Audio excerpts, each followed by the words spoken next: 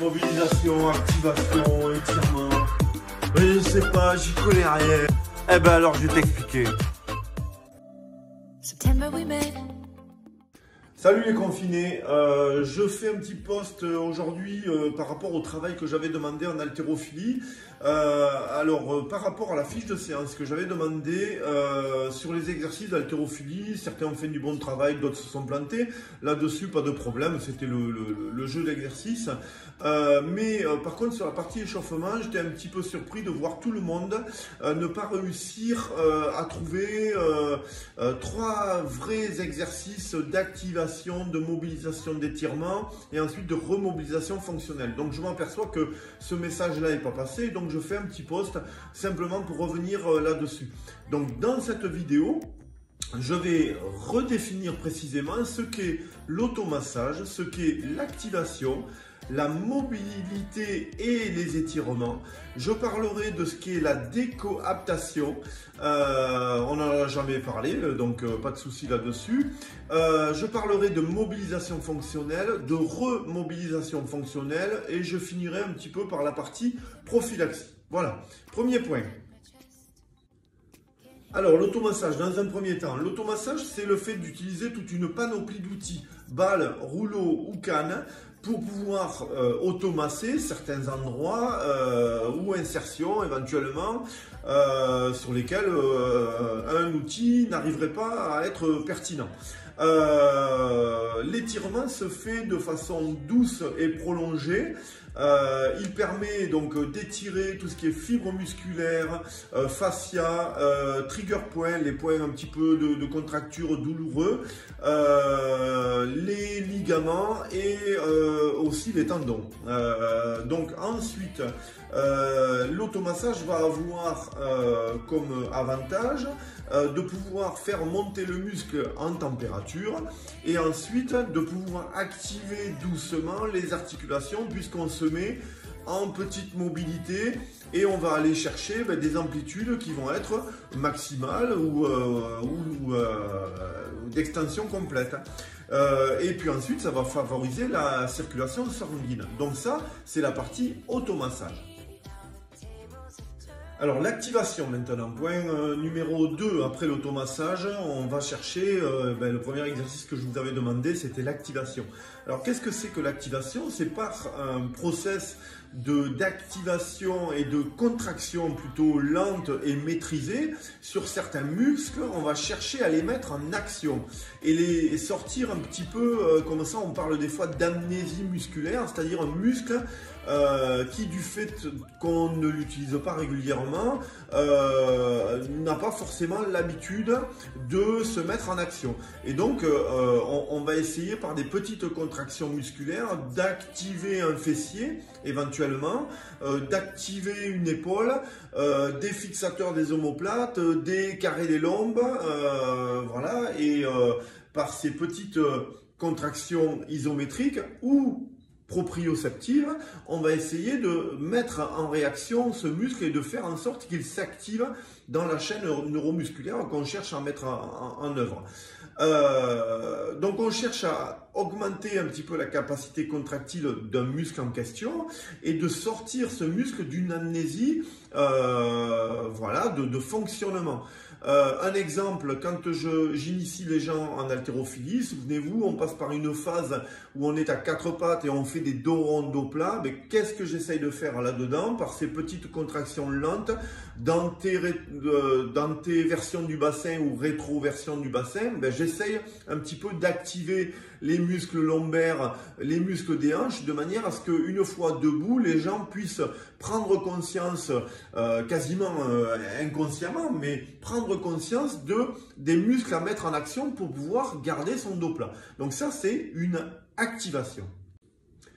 La mobilité maintenant, c'est l'action qui va permettre la capacité à mouvoir une articulation dans un mouvement maîtrisé, maximal et toujours contractile.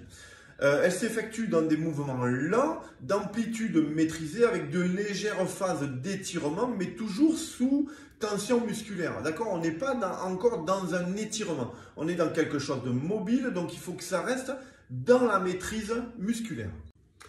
Quand on parle maintenant d'étirement, L'étirement, pour moi, c'est un petit peu le quatrième type de contraction musculaire, c'est l'anticontraction musculaire. C'est là où on va se pencher en avant, on arrive en butée et puis on laisse relâcher le muscle et il va encore s'étirer. Donc c'est dans cette phase-là qu'on va parler d'étirement, d'accord? On est au-delà de la contraction excentrique. C'est celui où on va chercher une amplitude articulaire sans contraction aucune, complètement relâchée. Je parle quasiment d'inconscient, en tout cas elle est sans volontaire, sans action volontaire sur le muscle, on est totalement relâché. Les étirements, ils s'effectuent dans des temps lents, relativement longs, ou du moins qui le paraissent, hein, parce qu'on est sur des temps de 30 secondes à 1 minute, donc c'est pas énorme, mais pour autant, quand on est en période d'étirement, on est bien content d'arriver à 30 ou à 60 quand on compte son étirement. Les étirements, ils peuvent être passifs, actifs, les deux alternés, mobile, immobile, d'avant-training, de post-training, de séances propres. Aujourd'hui, on a vraiment des séances qui sont propres aux étirements. Et ces étirements, ils préparent à l'amplitude articulaire dont on aura besoin sur les mouvements sportifs. Maintenant, je vais vous parler de décoaptation. D'accord? Qu'est-ce que c'est que la décoaptation? C'est un étirement, mais c'est surtout le fait d'étirer passivement une articulation à l'aide généralement soit d'un élastique, soit d'un poids qu'on tient, d'accord? Donc, et va provoquer un micro-déplacement des têtes osseuses de l'articulation. Alors pourquoi on fait ça? C'est afin de repositionner ensuite une épaule, une hanche dans sa cavité ou dans sa position originelle fonctionnelle. Et ensuite, on utilise ce type de process soit pour soigner éventuellement des tendinites, des pincements nerveux ou du moins plus généralement des gênes fonctionnelles dans le mouvement. Alors, la mobilisation fonctionnelle, qu'est-ce que c'est? C'est l'action de mouvoir une articulation dans un mouvement souple, sans excès et de fonctionnement normal. Un rond d'épaule, je suis ici sur un mouvement de mobilisation fonctionnelle, rond de bras, flexion de jambes, rond de cheville, des choses comme ça, choses très simples. C'est l'échauffement le plus généralisé, c'est un minimum à effectuer avant l'effort. Il a fonctionné pendant bien des années et des générations. À lui seul, il est aujourd'hui insuffisant. Il est, voire dans certains cas, dépassé, du moins dans ce qu'on attend aujourd'hui d'un coach diplômé d'État, c'est aujourd'hui pas assez suffisant. Alors maintenant, la remobilisation fonctionnelle. On effectue ce type de process après les étirements. On va rebouger une articulation, un bras, de manière à, après un étirement, repositionner l'articulation dans sa cavité originelle et fonctionnelle. Quand, avant de se mettre en action dans son entraînement, on ne sort pas des étirements pour aller taper dans un ballon directement. D'abord, on va faire des mouvements de hanche, par exemple. Alors, la prophylaxie. Qu'est-ce que c'est que la prophylaxie? Ce sont les actions qui permettent d'évaluer des déséquilibres fonctionnels asymétriques mesurables, alors soit en force, soit en amplitude articulaire.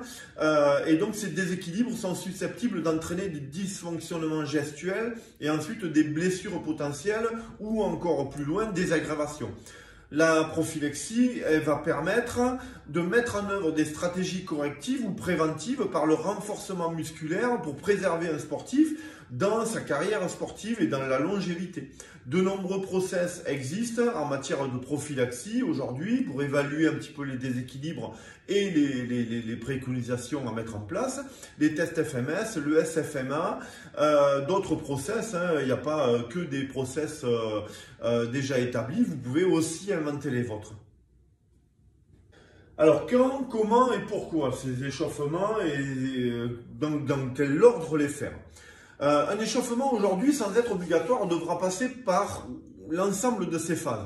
Certains mouvements pourront répondre en même temps à différents points de phase. Hein. On peut avoir des exercices d'activation qui mettent en œuvre des mouvements fonctionnels. Donc on n'est pas obligé à chaque fois de trouver un exercice pour tous, mais il faut savoir où on en est et vers quoi on va.